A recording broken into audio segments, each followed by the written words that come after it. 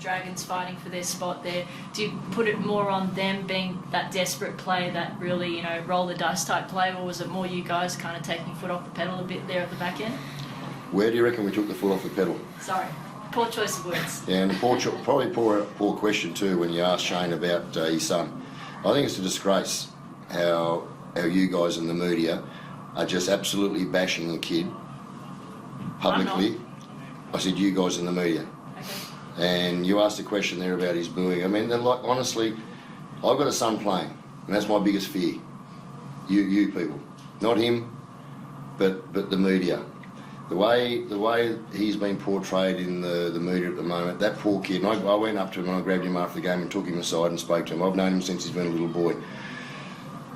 He was the lead tonight. He led the charge in regards to getting that team back into that game.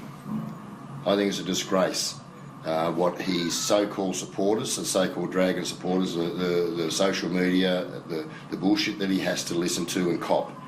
It is.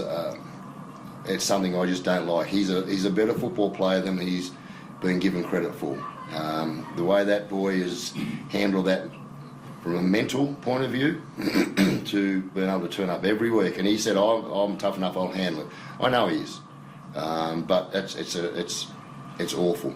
He led the charge for that team tonight, and they nearly come back on the back of him winning that game. It becomes almost more than just footy. It's not about footy at the end of the day when it becomes this sort of... It becomes a game. It becomes a game for the media reporting what social media says. You got to have a look at some of these people who are actually being... It'd be torture for his mother. I know his old man will handle it, but it'd be torture for his mother and his sisters. You imagine if it was one of yours.